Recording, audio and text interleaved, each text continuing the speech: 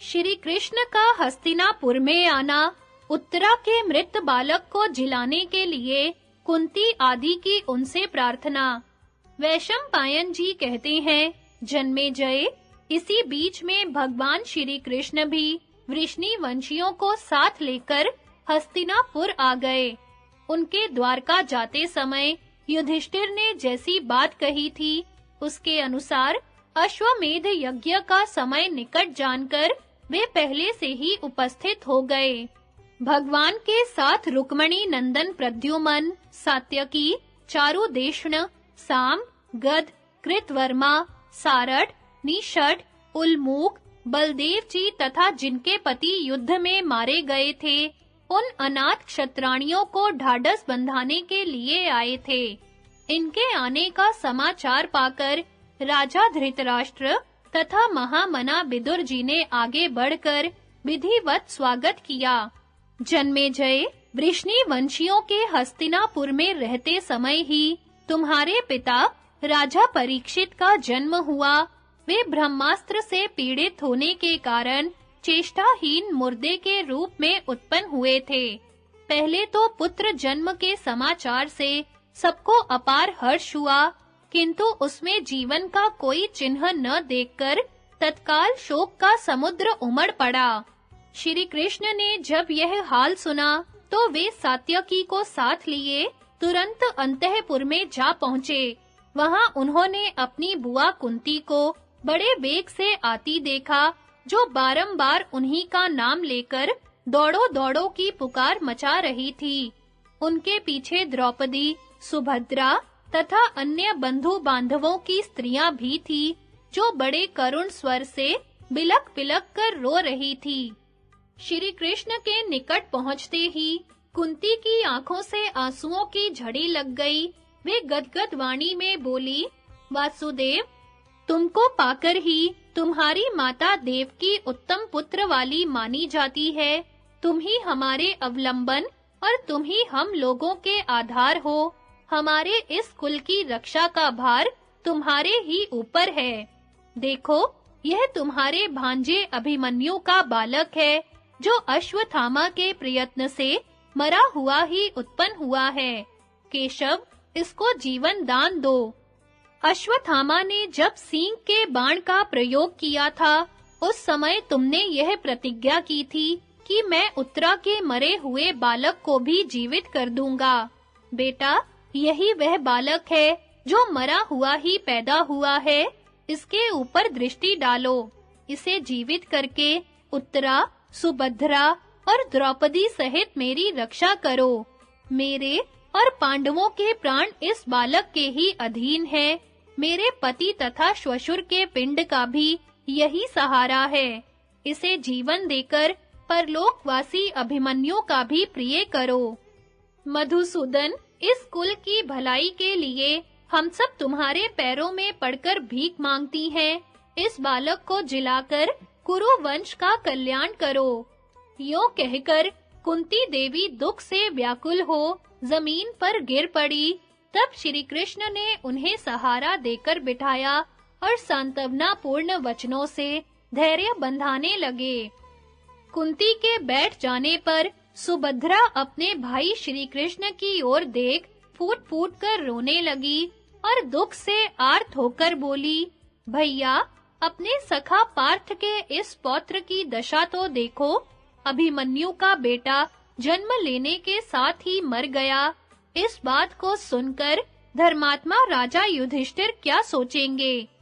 अभिमन्यु का पुत्र मरा हुआ उत्पन्न हो, इससे बढ़कर दुख की बात और क्या हो सकती है? भैया, मैं तुम्हारे चरणों में पड़कर तुम्हें प्रसन्न करना चाहती हूँ। इन सब की ओर देखो। जब द्रोण पुत्र अश्वत्थामा पांडवों के गर्भ की हत्या का प्रयत्न कर रहा था, उस समय तुमने क्रोध में भरकर उससे कहा था, ब्राह्मणाधम, तेरी इच्छा पूर्ण नहीं होने पाएगी। मैं अर्जुन के पौत्र को अपने प्रभाव से जीवित कर दूंगा। इसलिए चाहती हूँ कि तुम प्रसन्न हो जाओ, जिससे अभिमन्यु के पुत्र को जीवन मिले। यदि प्रतिज्ञा करके भी तुम अपना वचन पूरा नहीं करोगे, तो निश्चय जानो मैं प्राण दे दूंगी। जैसे बादल पानी बरसाकर सूखी खेती को भी हरी भरी कर देता है, उसी प्रकार तुम अभिमन्यु के मरे हुए बालक को जीवित कर दो। केशव, तुम धर्मात्मा, सत्यवादी और पराक्रमी हो, अतः तुम्हें अपनी कही हुई वह बात अवश्य पूरी करनी चाहिए। श्री कृष्ण, तुम चाहो तो मृत्यु के मुख में पड़े हुए तीनों लोकों को जिला सकते हो, फिर अपने भांजे के इस प्यारे पुत्र को जीवित करना तुम्हारे लिए कौन बड़ी बात है। मैं तुम्हारे प्रभाव को जानती हूँ, इसलिए प्रार्थना करती हूँ कि पांडवों पर अनुग्रह करो। सुभद्रा के ऐसा कहने पर भगवान ने उसे प्रसन्न करते हुए कहा, अच्छा, ऐसा ही करूँगा। भगवान कृष्ण का यह अमृतमय वचन सुनकर अंतःपुर की स्त्रियों को बड़ी प्रसन्नता हुई।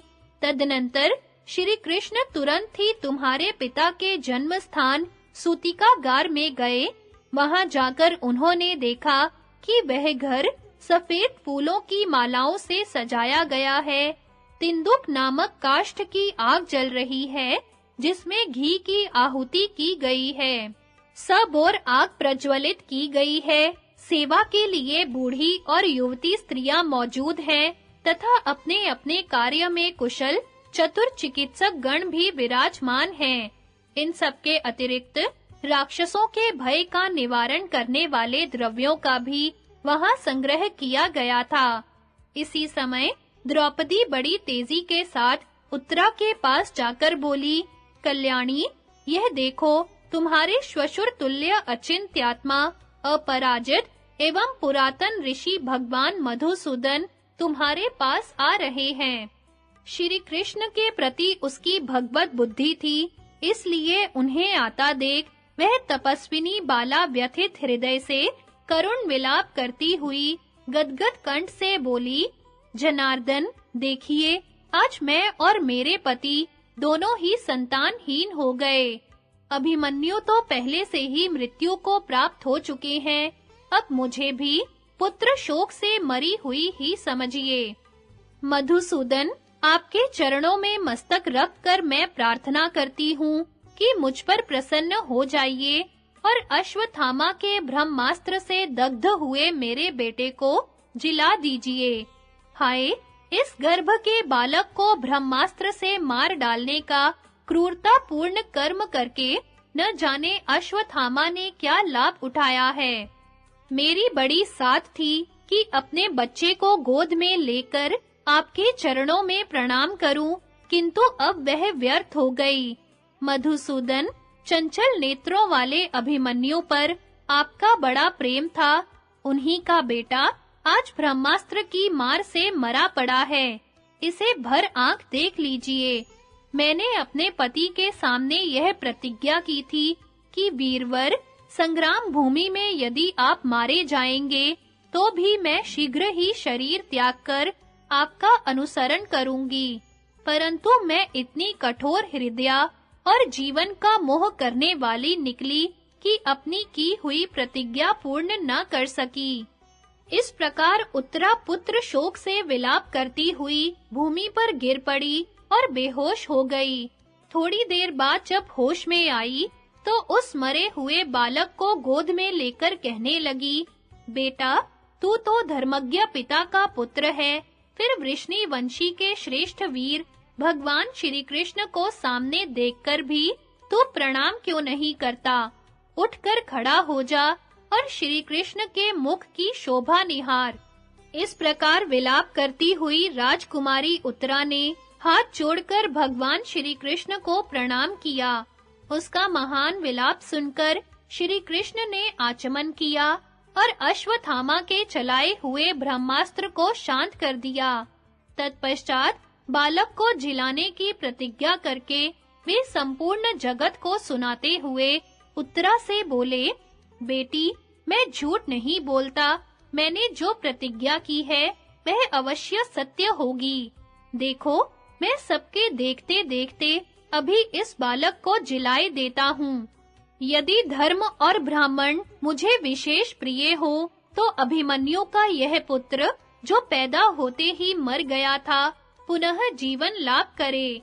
यदि मुझ में सत्य और धर्म की निरंतर स्थिति बनी रहती हो, तो अभिमन्यु का यह मरा हुआ बालक जी उठे।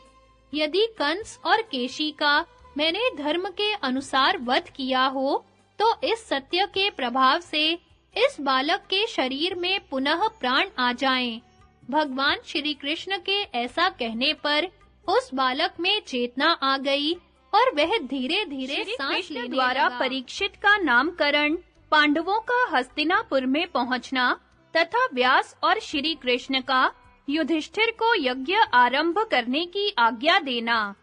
वैशंपायन जी कहते हैं, जन्मेजय, भगवान श्री कृष्ण ने जब ब्रह्मास्त्र को पीछे लौटा दिया, उस समय सूतिका ग्रह तुम्हारे पिता के तेज से दैदीप्यमान होने लगा। फिर तो विघ्न डालने वाले राक्षस उस घर को छोड़कर गायब हो गए। इसी समय आकाशवाणी हुई, केशव, तुम धन्य हो। साथ ही वह प्रज्वलित अस्त्र ब्रह्मलोक को चला गया। इस प्रकार तुम्हारे पिता को पुनर्जीवन मिला। उत्तरा का वह बालक अपने उत्साह और बल के अनुसार हाथ पैर हिलाने लगा। यह देखकर भरतवंश की सभी स्त्रियों को बड़ी प्रसन्नता हुई। उन्होंने श्री कृष्ण की आज्ञा से ब्राह्मणों को बुलाकर स्वस्ति वाचन कराया। फिर वे सब आनंद मग्न होकर श्री कृष्ण का गुणगान करने लगी। जैसे नदी के पार जाने वाले मनुष्यों को नाव पाकर बड़ी खुशी होती है, उसी प्रकार कुंती, द्रौपदी, सुभद्रा, उत्तरा तथा कुरुकुल की अन्य स्त्रियों को बालक के जीवित होने से मन ही मन अपार हर्ष हुआ। तदनंतर सूत और मागधों ने भगवान श्री कृष्ण का स्तवन किया।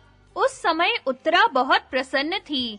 उसने पुत्र के साथ आकर श्री कृष्ण को प्रणाम किया और श्री कृष्ण ने भी प्रसन्न होकर उस बालक को बहुत से रत्न उपहार में दिए। फिर अन्य यदुवंशियों ने भी नाना प्रकार की वस्तुएं भेंट की। इसके बाद सत्य प्रतिज्ञ श्री कृष्ण ने तुम्हारे पिता का इस प्रकार नामकरण किया। कुरुकुल के परिक्षीण हो जाने पर यह अभिमन्यु का बालक उत्पन्न हुआ है, इसलिए इसका नाम परीक्षित होना चाहिए। जन्मेजय, इस प्रकार नामकरण हो जाने के बाद तुम्हारे पिता परीक्षित काल क्रम से बड़े होने लगे। जो ही उनकी ओर देखता, उसका मन प्रसन्न हो जाता था। तुम्हारे पिता की आयु जब 1 महीने की हो गई, उस समय पांडव लोग बहुत सी रत्न राशि लेकर हस्तिनापुर को लौटे। यदुवंशियों ने जब सुना कि पांडव नगर के समीप आ गए हैं, तो वे उनकी अगवानी के लिए बाहर निकले। पांडवों के समीप आने की बात सुनकर भगवान श्री कृष्ण अपने मित्रों और मंत्रियों के साथ उनसे मिलने के लिए चले। उन सब लोगों ने आगे बढ़कर अगवानी की और सब एक दूसरे के साथ धर्मानुसार मिले। तत्पश्चात पांडव और यदुवंशी वीरों ने एक साथ होकर हस्तिनापुर में प्रवेश किया। उस समय धन का खजाना उनके आगे-आगे चल रहा था। पांडव अपने मित्रों और मंत्रियों सहित बहुत प्रसन्न थे।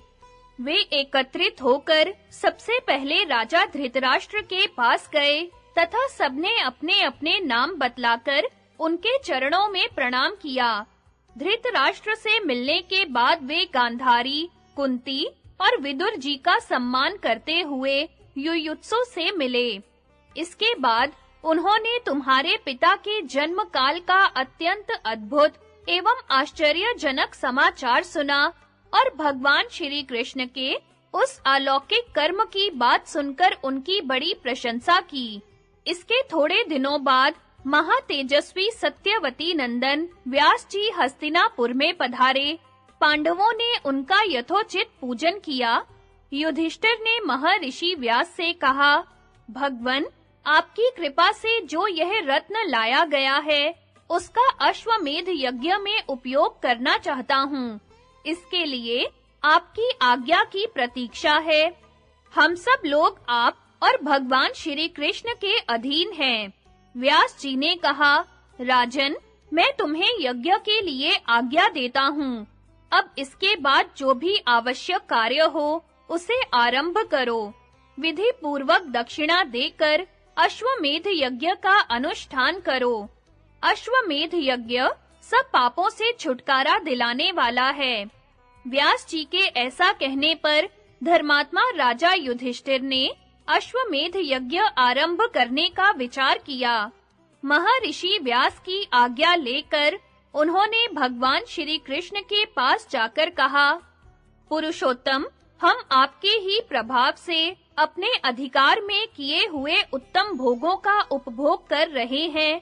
आपने ही अपने पराक्रम और बुद्धि के बल से इस संपूर्ण पृथ्वी को जीता है। अतः आप ही यज्ञ की दीक्षा लेकर इसका आरंभ कीजिए, क्योंकि आप हमारे परम गुरु हैं। यदि आप यज्ञ का अनुष्ठान करेंगे तो निश्चय ही हमारे सब पाप नष्ट हो जाएंगे। आप ही यज्ञ, अक्षर, सर्वरूप, धर्म, प्रजापति और संपूर्ण भूतों की गति हैं, ऐसी मेरी निश्चित धारणा है। श्री कृष्ण ने कहा, महाराज, यह कथन आपके ही योग्य है। मेरा तो ऐसा विश्वास है कि आप ही संपूर्ण प्राणियों को सहारा देने वाले हैं, क्योंकि आप धर्म से सुशोभित हैं। हम लोग आपके अंग अथवा सहायक हैं तथा आपको अपना राजा एवं गुरु मानते हैं। इसलिए आप हमारी अनुमति से स्वयं ही इस यज्ञ का अनुष्ठान कीजिए तथा हम लोगों में से जिसको जिस काम पर लगाना चाहते हो उसे उस काम में लगने की आज्ञा दीजिए। मैं आपके सामने सच्ची प्रतिज्ञा करता हूँ कि आप जो कुछ कहेंगे वह सब करूँगा। आपके द्वारा यज्ञ होने पर भीमसेन, अर्जुन, नकुल और सहदेव को भी यज्ञ अनुष्ठान का फल मिलेगा। व्यास जी की आज्ञा से अश्वमेध यज्ञ के लिए छोड़े हुए अश्व की रक्षा के लिए अर्जुन की नियुक्ति और घोड़े के पीछे उनका सेना सहित जाना। वैशंपायन जी कहते हैं, जन्मेजय, भगवान श्री कृष्ण के ऐसा कहने पर युधिष्ठिर ने व्यास जी को कहा, भगवन, जब आपको यज्ञ आरंभ करने का ठीक समय जान पड़े तभी आकर मुझे उसकी दीक्षा दें, क्योंकि मेरा यज्ञ आपके ही अधीन है।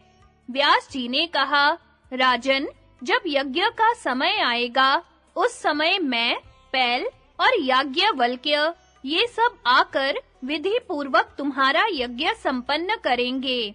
चैत्र की पूर्णिमा को तुम्हें यज्ञ की दीक्षा दी जाएगी। तब तक तुम उसके लिए सामग्री एकत्रित करो। अश्वविद्या के ज्ञाता सूत और ब्राह्मण यज्ञ के लिए पवित्र अश्व की परीक्षा करें।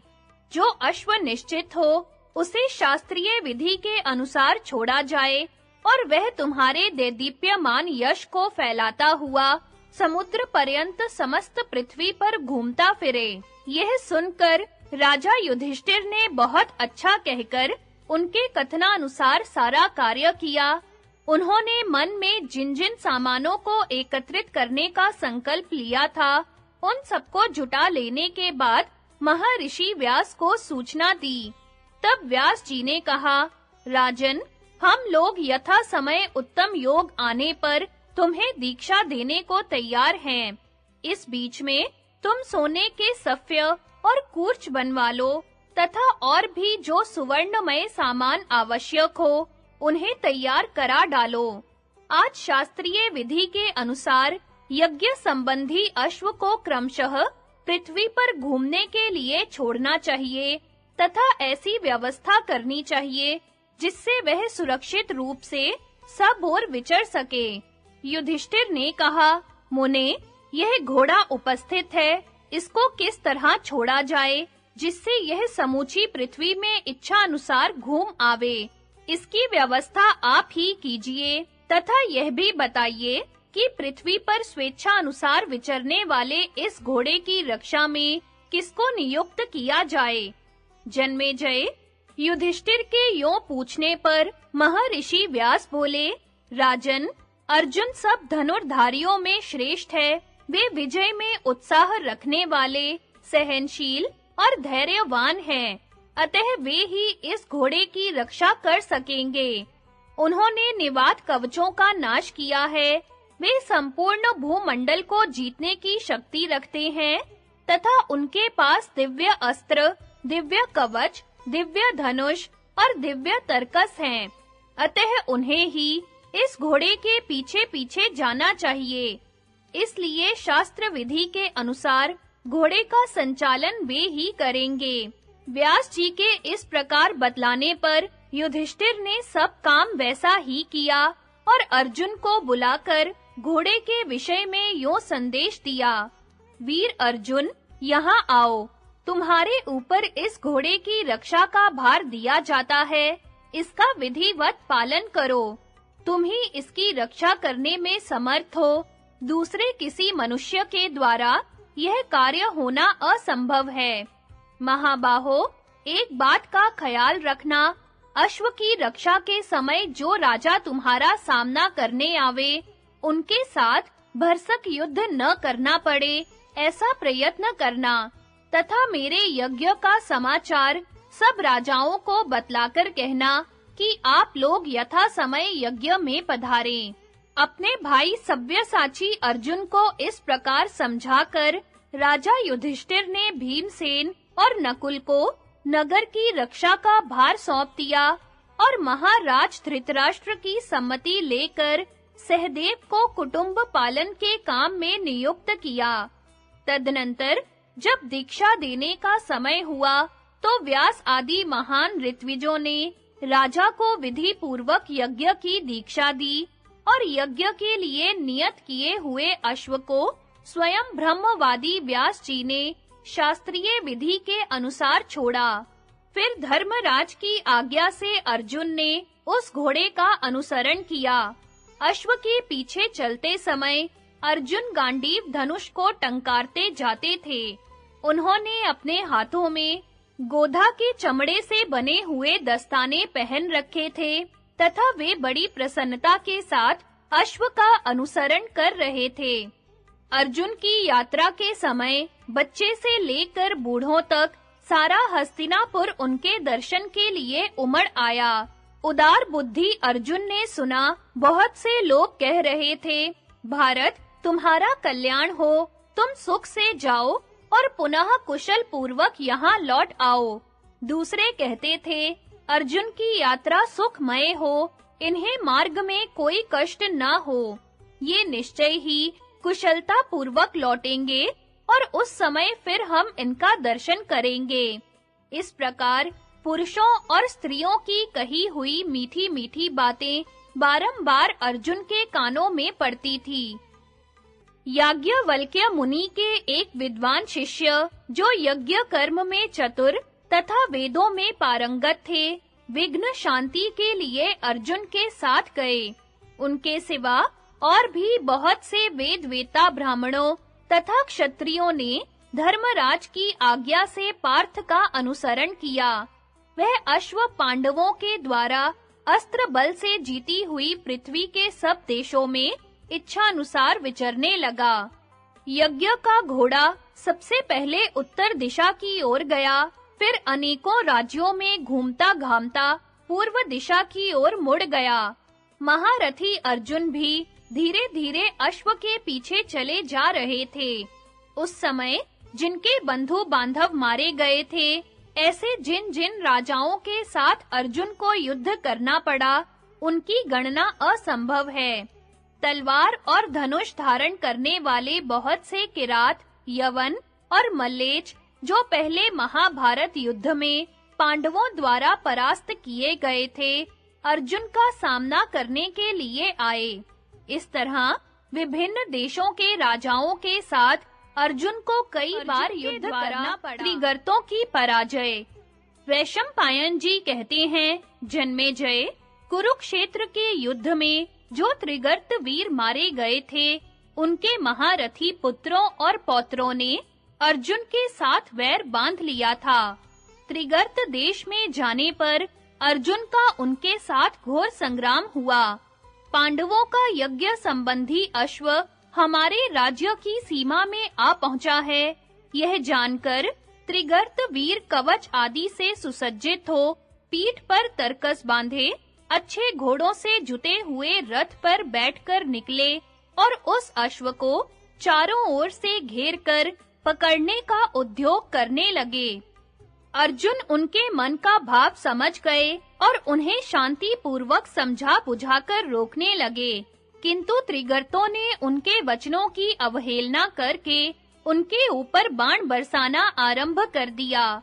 अर्जुन ने बारंबार मना किया और हंसते-हंसते कहा, पापियों, लौट जाओ, जीवन की रक्षा में ही तुम्हारा कल्याण है। उन्होंने ऐसा इसलिए कहा कि चलते समय युधिष्ठिर ने यह कहकर मना कर दिया था कि जिन राजाओं के भाई बंधु कुरुक्षेत्र की लड़ाई में मारे गए हैं, उनका वध नहीं करना चाहिए। धर्मराज की इस आज्ञा को मान करके ही अर्जुन ने त्रिगर्तों को लौट जाने की आज्ञा दी, तथापि वे लौटने को तैयार न हुए। तब त्रिगर्त राज सूर्यवर्मा को बाण समूहों से बींधकर अर्जुन हंसने लगे।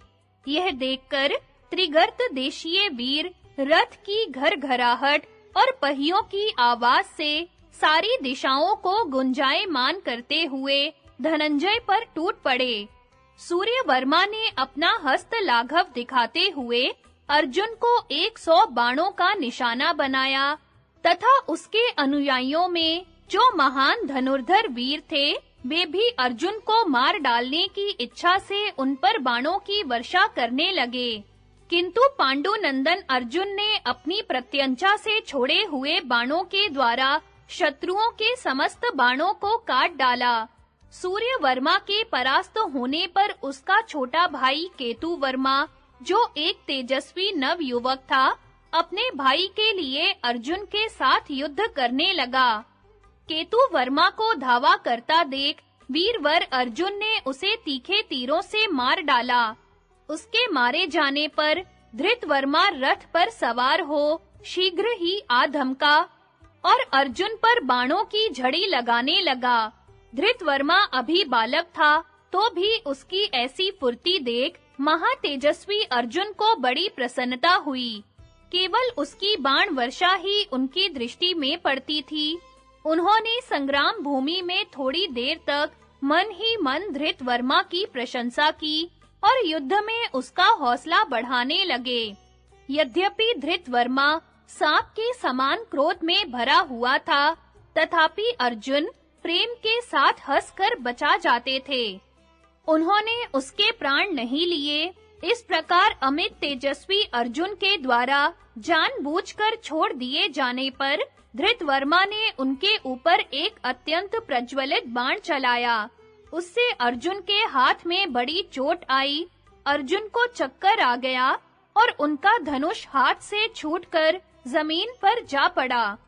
अर्जुन ने अपने हाथ का रक्त पोंछ डाला और क्रोध में भरकर धनुष हाथ में लेकर बाणों की वर्षा आरंभ की। तब त्रिगर्त देशीय योद्धाओं ने चारों ओर से आकर अर्जुन को घेर लिया। यह देखकर अर्जुन ने वज्र के समान लोहमय बाणों की वर्षा करके उनके योद्धाओं को मौत के घाट उतार दिया। इधर अर्जुन ने जोर-जोर से हंसकर उन्हें सर्पाकार बाणों से मारना आरंभ कर दिया। उनके बाणों से पीड़ित होकर त्रिगर्त महारथियों की हिम्मत टूट गई और वे चारों दिशाओं को भाग चले। कितनों ही ने भयभीत होकर अर्जुन से कहा, पार्थ, हम सब तुम्हारे आज्ञाकारी सेवक हैं और सदा तुम्हारे अधीन रहेंगे। कौरव नंदन, हम विनीत दास की भांति तुम्हारे सामने खड़े हैं। आज्ञा दो, कौन सा कार्य करें? हम तुम्हारे समस्त प्रिय कार्य करने को तैयार हैं। उनकी ये बातें सुनकर अर्जुन ने कहा, राजाओं, यदि जीवन की रक्षा चाहते हो तो हमारा शासन स्वीकार करो। प्राग ज्योतिषपुर में वज्रदत्त के साथ अर्जुन का युद्ध और वज्रदत्त की पराजय। वैशंपायन जी कहते हैं, जन्मेजय, इसके बाद यज्ञ का घोड़ा प्राग ज्योतिषपुर के पास आकर विचरने लगा। वहां भगदत्त का पुत्र वज्रदत्त राज्य करता था। उसने जब सुना कि पांडवों का घोड़ा मेरे राज्य की सीमा में आ गया है, तो नगर से बाहर निकलकर उस घोड़े को पकड़ लिया और उसे साथ लेकर नगर की ओर लौटने लगा। यह देख अर्जुन ने धनुष की टंकार देते हुए सहसा उस पर धावा किया। गांडीव से छूटे हुए बाणों के प्रहार से व्याकुल होकर राजा वज्रदत्त ने घोड़े को तो छोड़ दिया और स्वयं नगर में प्रवेश करके कवच आदि से सुसज्जित हो विशाल गजराज पर सवार होकर वह युद्ध के लिए बाहर निकला। महारथी अर्जुन के पास आकर मूर्खता के कारण उन्होंने युद्ध के लिए ललकारा। वज्रदत्त ने कुपित होकर हाथी को अर्जुन की ओर बढ़ाया। राजा के अंकुश की चोट खाकर वह महाबली गजराज जब आगे की ओर झपटा तो ऐसा जान पड़ा मानो वह आकाश में उड़ जाना चाहता है। वज्रदत्त को इस प्रकार आक्रमण करता देख अर्जुन क्रोध में भर गए और पैदल होने पर भी हाथी पर बैठे हुए वज्रदत्त से युद्ध करने लगे। अर्जुन ने गांडीव धनुष द्वारा बहुत से बाण छोड़कर आकाश में ही एक-एक तोमर के 2-2, 3-3 टुकड़े कर डाले। यह देख वज्रदत्त अर्जुन के ऊपर लगातार बाणों की वर्षा करने लगा। तब अर्जुन ने भी बड़ी फुर्ती के साथ वज्रदत्त को अपने बाणों का निशाना बनाया। उन बाणों की चोट खाकर वह बहुत घायल हो गया और हाथी की पीठ से जमीन पर जा पड़ा, किंतु इतने पर भी वह बेहोश नहीं हुआ। तदनंतर वज्रदत्त पुनः हाथी पर सवार हो धैर्य के साथ युद्ध में डट गया और अर्जुन को परास्त करने के विचार से फिर हाथी को उनकी ओर बढ़ाया। यह देख अर्जुन क्रोध से आग बबूला हो उठे और उन्होंने हाथी के ऊपर अपने तेजस्वी बाणों का प्रहार किया। उनकी चोट से उस महान गजराज के शरीर में घाव हो गया और खून की धारा बहने लगी। उस समय वह गेरू मिले हुए जल की धारा बहाने वाले अनेकों झरनों से युक्त पहाड़ के समान जान पड़ता था। इस प्रकार अर्जुन का राजा वज्रदत्त के साथ 3 दिनों तक युद्ध होता रहा। चौथे दिन महाबली वज्रदत्त ने अट्ठास करके कहा, अर्जुन खड़ा तो रह, आज मैं तुझे जीवित नहीं छोड़ूंगा। मेरे पिता भगदत्त तेरे पिता के मित्र थे, तो भी तूने उनकी हत्या की। वे बूढ़े थे, इसलिए तू उन्हें मारने में सफल हो सका है। मेरे साथ युद्ध कर। यों कहकर क्रोध में भरे हुए वज्रदत्त ने पुनः अर्जुन की ओर अपना हाथी बढ़ाया। स्वामी का इशारा पाकर वह गजराज तुरंत महारथी अर्जुन के पास जा पहुंचा। यह देखकर भी वे भयभीत नहीं हुए, बल्कि पहले के वैर का स्मरण करके अत्यंत क्रोध में भर गए। फिर बाणों की वर्षा करके उन्होंने वज्रदत्त के हाथी को इस तरह रोक दिया जैसे किनारे की भूमि समुद्र के वेग को रोक देती है। अपने हाथी को रुका हुआ देख भगदत्त कुमार क्रोधित हो उठा और उसने अर्जुन पर तीखे बाणों की वर्षा आरंभ कर दी। यह देख अर्जुन ने उस हाथी के ऊपर अग्नि के समान तेजस्वी नाराज का प्रहार किया।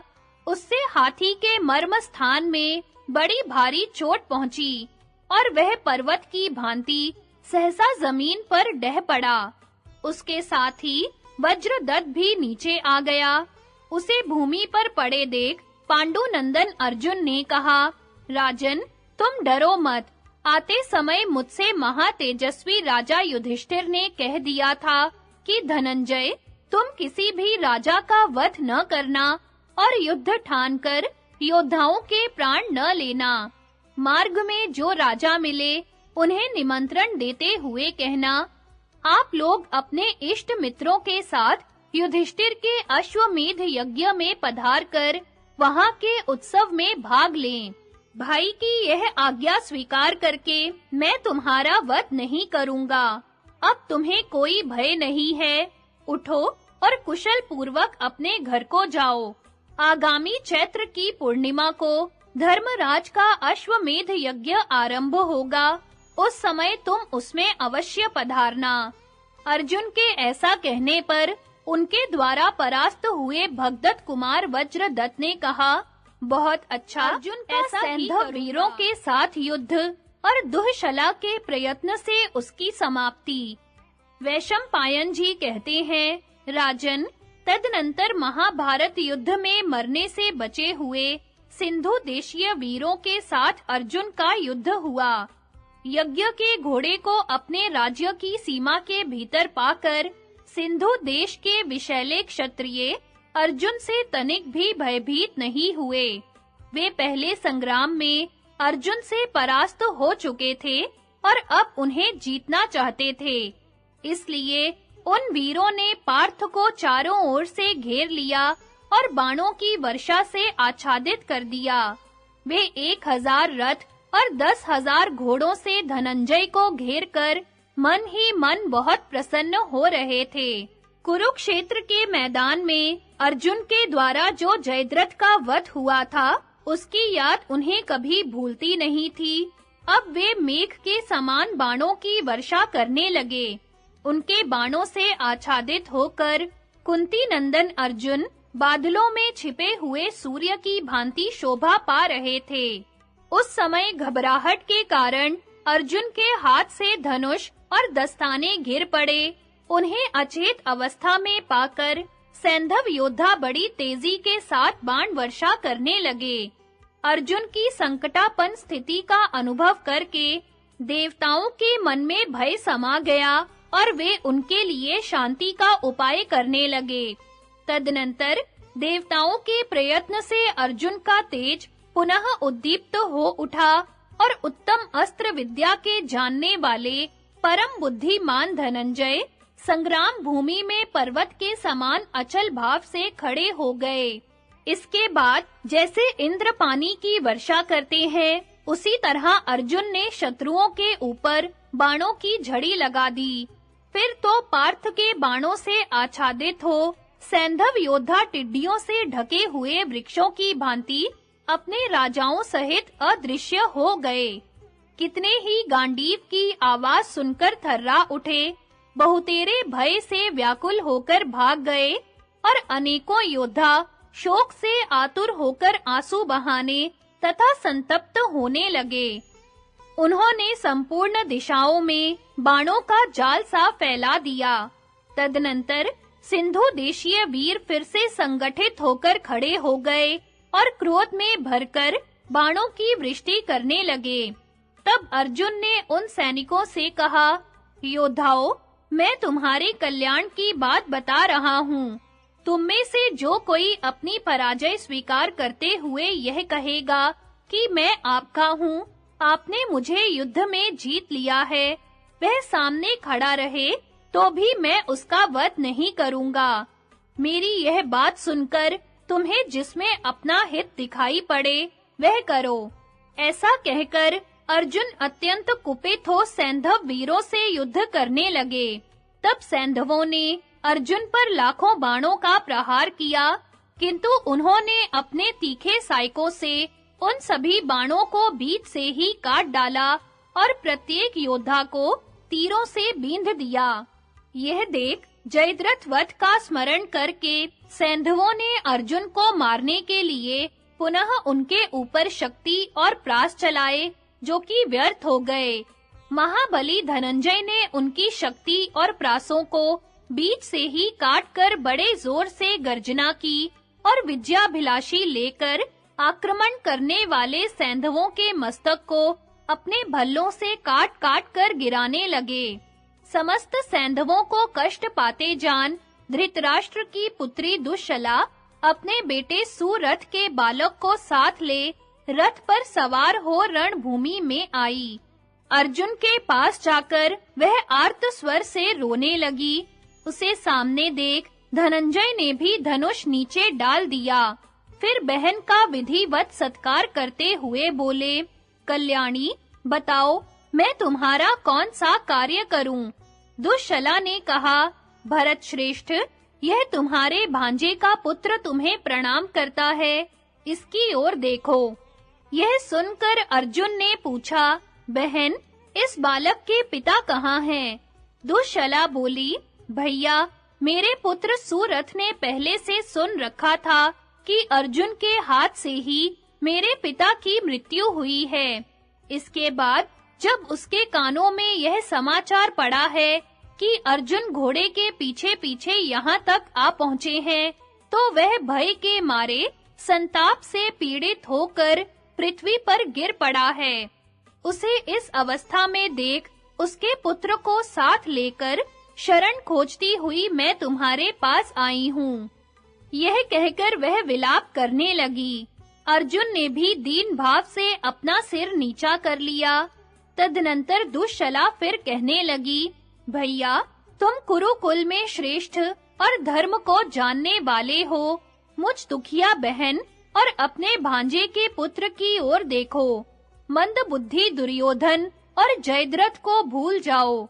जैसे अभिमन्यु से परीक्षित का जन्म हुआ है, उसी प्रकार सूरथ से मेरे इस पौत्र की उत्पत्ति हुई है। मैं चाहती हूँ सब योद्धा शांत हो जाएं और तुम इस निरीह शिशु पर कृपा करो। यह तुम्हारे चरणों पर मस्तक रखकर शांति की भीख मांगता है, अतः शांत हो जाओ। यह निरा अबोध है, कुछ नहीं जानता। इसके भाई बंधु नष्ट हो चुके हैं, अतः अब इसके ऊपर दया करो।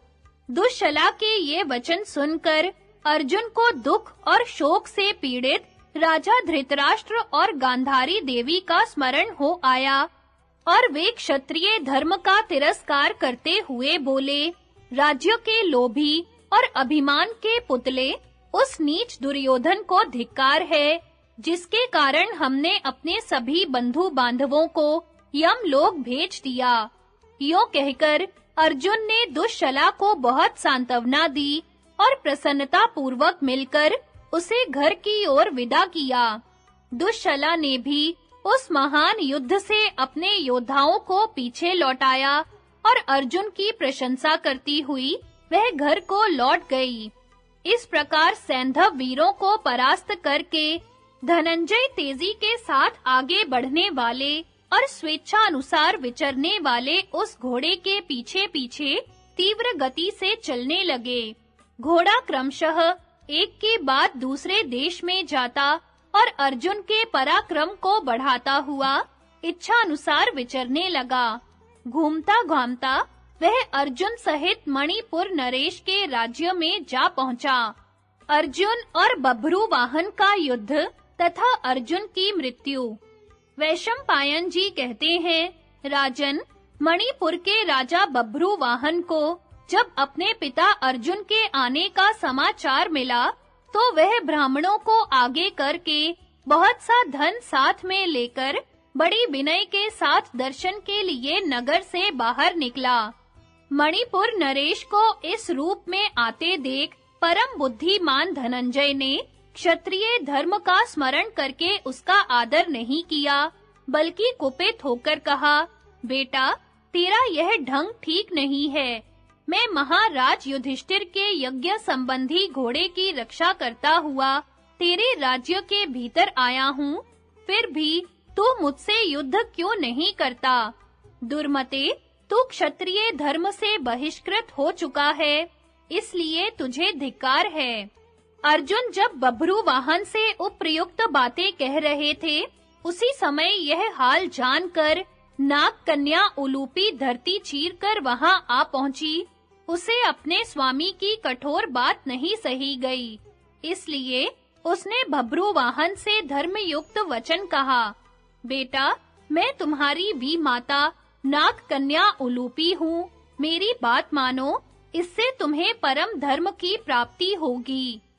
तुम्हारे पिता कुरु वंश के श्रेष्ठ पुरुष और युद्ध के मत से उन्मत्त रहने वाले वीर हैं, अतः इनके साथ अवश्य युद्ध करो, और ऐसा करने से ही ये तुम्हारे ऊपर विशेष प्रसन्न होंगे। बभ्रू वाहन ने मन ही मन युद्ध करने का निश्चय किया। उसने सुवर्णमय कवच पहनकर मस्तक पर तेजस्वी शिरस्त्राण धारण किया तथा सैकड़ों तरकसों से भरे हुए सब प्रकार की युद्ध सामग्री से सुसज्जित मन के समान वेगवान घोड़ों से युक्त चक्र और आवश्यक वस्तुओं से पूर्ण उत्तम रथ पर सवार हो अर्जुन पर धावा किया।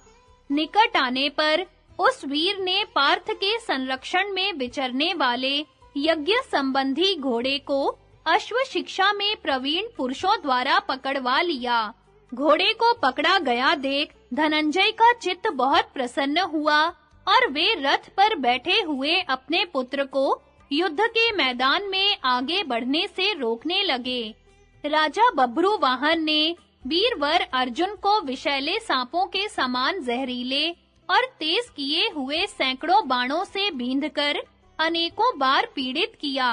पिता और पुत्र दोनों प्रसन्न होकर लड़ रहे थे। उनके उस युद्ध की कहीं तुलना नहीं थी।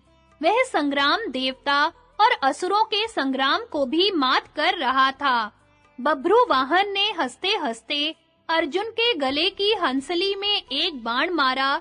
जैसे सांप अपने बिल में घुस जाता है, उसी प्रकार वह बाण अर्जुन के शरीर में पंख सहित प्रवेश कर गया और उसे छेदकर पृथ्वी में समा गया। उसकी चोट से अर्जुन को बड़ी वेदना हुई। वे अपने धनुष का सहारा लेकर मुर्दे के समान निश्चेष्ट हो गए। थोड़ी देर बाद जब उन्हें होश हुआ तो अपने बेटे की प्रशंसा करते हुए बोले, बेटा तुम धन्य हो। चित्रांगदा नंदन, आज तुमने अपने योग्य पराक्रम को दिखलाया है। इसे देखकर मुझे बड़ी प्रसन्नता हुई है। अच्छा, अब मैं बाण मारता हूँ, तुम सावधान एवं स्थिर हो जाओ। ऐसा कहकर अर्जुन ने नाराजों की वर्षा आरंभ कर दी। गांडीव धनुष से छूटे हुए वे नाराज इंद्र के वज्र के समान जान पड़ते थे, परंतु राजा बभ्रुवाहन ने भल्ल मारकर उन सभी नाराजों के दो-दो तीन-तीन टुकड़े कर दिए। तब अर्जुन ने मुस्कुराकर क्षुराकार दिव्य बाणों के प्रहार से बभ्रुवाहन के रथ के सुनहले ताल वृक्ष के समान ऊंची सुवर्णमयी ध्वजा काट गिराई और उसके वेगवान घोड़ों को भी मार डाला। घोड़ों के मरने पर बभ्रुवाहन रथ से उतर पड़ा और पैदल ही अपने पिता से युद्ध करने लगा। अपने पुत्र का पराक्रम देखकर अर्जुन बड़े प्रसन्न हुए और उन्होंने उसे अधिक पीड़ा नहीं पहुंचाई। तब बभ्रुवाहन ने पिता को युद्ध से विमुख होते जानकर पुनः सर्प के समान जहरीले बाणों से उन्हें पीड़ा देनी आरंभ की। उसने बाल स्वभाव के कारण परिणाम पर विचार किए बिना ही पिता की छाती में एक तीखे बाण का जोरदार प्रहार किया। वह बाण अर्जुन के मर्म स्थान को छेदकर घुस गया और अत्यंत कष्ट देने लगा। उसकी चोट से घायल हो जाने के कारण वे मूर्छित होकर जमीन पर गिर पड़े। बभ्रुवाहन भी अर्जुन के बाणों द्वारा पहले से ही बहुत घायल हो चुका था, इसलिए वह भी बेहोश होकर पृथ्वी का आलिंगन करने लगा। बभ्रुवाहन की माता चित्रांगदा ने जब देखा कि पति और पुत्र दोनों धराशायी हो गए हैं, तो उसने शंकित हृदय से रणभूमि में प्रवेश किया। वहां जाने पर उसे पति देव अर्जुन मरे हुए दिखाई दिए।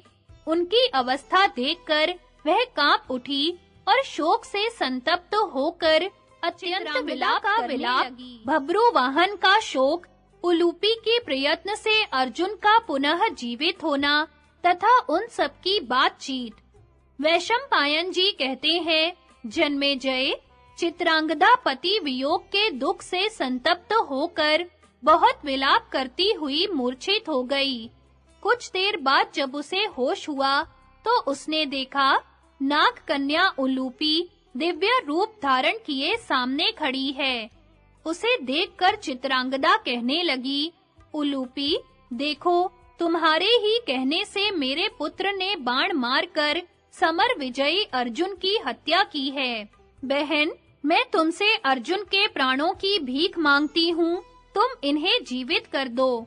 कल्याणी, तुम्हें सब धर्मों का ज्ञान है और तीनों लोकों में तुम्हारी ख्याति फैली हुई है। आर्य, मैं अपने बेटे के लिए उतना शोक नहीं करती, मुझे तो इन पति देव के लिए ही अत्यंत शोक हो रहा है। नाग कन्या उलूपी से इस प्रकार कहकर चित्रांगदा अपने स्वामी अर्जुन के पास जाकर बोली, प्रियतम उठो, मैंने तुम्हारा घोड़ा छुड़वा दिया है। तुम्हें तो महाराज युधिष्ठिर के यज्ञ संबंधी अश्व के पीछे-पीछे जाना है, फिर यहाँ कैसे सो रहे हो? समस्त कौरवों के प्राण तुम्हारे ही अधीन है, तुम तो दूसरों के प्राण दाता हो, तुमने स्वयं कैसे प्राण त्याग दिया? उलूपी, पति देव पृथ्वी पर मरे पड़े हैं, इन्हें अच्छी तरह देख लो। तुमने बेटे को उकसाकर स्वामी की हत्या कराई है, क्या इसके लिए तुम्हें शोक नहीं होता? विधाता ने पति और पत्नी की मित्रता सदा रहने वाली एवं अटूट बनाई है, तुम्हारा भी इनके साथ वही संबंध है। इस सख्य भाव के महत्व को समझो और ऐसा उपाय करो जिससे तुम्हारी इनके साथ की हुई मैत्री सत्य एवं सार्थक हो। उलूपी से ऐसा कहकर चित्रांगदा अनशन व्रत धारण करके चुपचाप बैठ गई। तदनंतर राजा बभ्रुवाहन को होश हुआ। वह अपनी माता को दुखी देख वह भी दुखी होकर कहने लगा, हाय, जो अब तक सुखों में पली थी, वही मेरी माता चित्रांगदा आज मृत्यु के अधीन होकर पृथ्वी पर पड़े हुए अपने वीर पति के साथ मरने का निश्चय करके बैठी हुई है। संग्राम में जिनका वध करना दूसरे के लिए नितांत कठिन है, उन्हीं मेरे पिता अर्जुन को आज यह मेरे ही हाथों मौत के मुख में पड़े देख रही है। जान पड़ता है अंतकाल आए बिना किसी भी जीव का मरना बड़ा कठिन है, तभी तो इस संकट के समय भी मेरे और मेरी माता के प्राण नहीं निकलते। मुझे धिक्कार है, मैं पिता की हत्या करने वाला क्रूर कर्मी एवं महापापी हूँ। नागराज की पुत्री उलूपी, देखो, आज युद्ध में मैंने तुम्हारे स्वामी का वध किया है, शायद इससे तुम्हारा प्रिय हुआ होगा। किंतु माँ, मैं तो सत्य की सौगंध खाकर कहता हूँ, अब इस शरीर को धारण नहीं करूँगा। जहाँ मेरे पिता गए हैं, मैं भी वहाँ जाऊँगा। संसार के चराचर प्राणियों तथा माता उलूपी, आप सब लोग सुने, मैं सच्ची बात बता रहा हूँ। यदि मेरे पिता अर्जुन आज जीवित होकर नहीं उठे, तो मैं रणभूमि में ही उपवास करके अपने शरीर को सुखा डालूंगा। पिता की हत्या करके अब मेरे लिए दूसरा कोई प्रायश्चित नहीं है। अब मेरा उद्धार कैसे हो सकता है? यों कहकर बभ्रुवाहन ने आचमन किया और आमरण उपवास का व्रत लेकर चुपचाप बैठ गया। तब उलूपी ने संजीवन मणि का स्मरण किया। नागों के जीवन की आधारभूत वह मणि उसके स्मरण करते ही वहां आ गई। उसे हाथ में लेकर बभ्रुवाहन से कहा, बेटा, उठो, शोक न करो। अर्जुन तुम्हारे द्वारा परास्त नहीं हुए हैं। ये मनुष्य मात्र के लिए अजेय हैं। यह तो मैंने तुम्हारे यशस्वी पिता का प्रिय करने के लिए मोहिनी माया दिखलाई है। तुम अपने द्वारा कोई पाप होने की रत्ती भर भी शंका न करो। ये महात्मा नर पुरातन ऋषि सनातन एवं अविनाशी हैं। युद्ध में इंद्र भी इनको हरा नहीं सकते। मैं यह दिव्य मणि ले आई हूँ। यह अपने स्पर्श से सदा मरे हुए सर्पों को जीवित किया करती है। इसे अपने पिता की छाती पर रख दो। उलूपी के ऐसा कहने पर बभ्रुवाहन ने बड़े प्रेम के साथ पिता की छाती पर वह मणि रख दी। उसके रखते ही वीरवर अर्जुन देर तक सोने के बाद जगे हुए मनुष्य की भांति जीवित हो उठे। अपने मनस्वी पिता को सचेत और स्वस्थ देखकर बभ्रुवाहन ने उनके चरणों में प्रणाम किया। उस समय इंद्र ने अर्जुन के ऊपर दिव्य फूलों की वर्षा की। देवताओं की दुंदुभियां बिना बजाए ही बज उठी। महाबाहु अर्जुन भली भांति स्वस्थ होकर उठे और बभ्रुवाहन को छाती से लगाकर उसका मस्तक सूंघने लगे। इतने में ही उलूपी के साथ कुछ दूर पर खड़ी हुई बभ्रुवाहन की माता पर उनकी दृष्टि पड़ी, जो शोक से दुर्बल हो रही थी। उसे देखकर अर्जुन ने उलूपी से पूछा, कल्याणी, इस रणभूमि में तुम्हारे और भब्रू वाहन की माता के आने का क्या कारण है? मुझसे या भब्रू वाहन से अनजान में तुम्हारा कोई अनिष्ट तो नहीं हो गया? यह प्रश्न सुनकर उलूपी हंस पड़ी और बोली, प्राणनाथ, आपने या भब्रू वाहन ने मेरा कोई अपराध नहीं किया। यह तो सदा दासी की भांति मेरी आज्ञा के अधीन रहती है। यहाँ आकर मैंने जो काम किया है वह सब बतलाती हूँ, सुनिए। पहले आपके चरणों पर मस्तक झुकाकर मैं प्रार्थना करती हूँ कि मेरे द्वारा जो कुछ अपराध हुआ है वह सब आपकी भलाई के उद्देश्य से हुआ है, इसलिए आप मुझ पर क्रोध न कीजिएगा। महाभारत के युद्ध में शिखंडी की आड़ लेकर जो आपने भीष्म जी का वध किया था, उस पाप की शांति के लिए वसुओं ने एक उपाय बताया था। पहले की बात है, मैं गंगा जी के तट पर गई थी। वहां भीष्म जी की मृत्यु के बाद देवता और वसु एकत्रित होकर स्नान करने आए। उन सबने गंगा जी से मिलकर यह भयंकर बात कही, देवी, शांतनु नंदन भीष्म दूसरे के साथ युद्ध कर रहे थे, तो भी अर्जुन ने उनका वध किया है। इस अपराध के कारण हम उन्हें शाप देना चाहते हैं। यह सुनकर गंगा जी ने कहा, हाँ, ऐसा ही होना चाहिए। उनकी बातें सुनकर मुझे बड़ा दुख हुआ और मैंने अपने पिता से यह सारा समाचार कह सुनाया। यह सुनकर पिताजी को भी बड़ा खेद हुआ और वे वसुओं के पास जाकर आपके लिए क्षमा याचना करने लगे। उनके बारंबार प्रार्थना करने पर वसुओं ने प्रसन्न होकर कहा, महाभाग, मणिपुर का तरुण राजा भब्रू वाहन अर्जुन का पुत्र है। वह संग्राम में खड़ा होकर जब अपने बाणों से उन्हें मार गिराएगा, उस समय उनको इस पाप से छुटकारा मिल जाएगा। अब तुम अपने स्थान को जाओ। वसुओं के ऐसा कहने पर मेरे पिता ने घर आकर मुझे यह बात बताई। इसे सुनकर मैंने आपको उस पाप से छुटकारा दिलाया है। उलूपी की बात सुनकर अर्जुन का चित्त प्रसन्न हो गया और वे कहने लगे, देवी, तुमने जो कुछ किया है उससे मेरा अत्यंत प्रिय कार्य हुआ है। उलूपी से ऐसा कहकर चित्रांगदा को सुनाते हुए वे भब्रू वाहन से बोले, बेटा, आगामी चैत्र की पूर्णिमा को महाराज युधिष्ठिर का अश्वमेध यज्ञ होने वाला है। तुम अपनी दोनों माताओं को साथ लेकर उस यज्ञ में आना।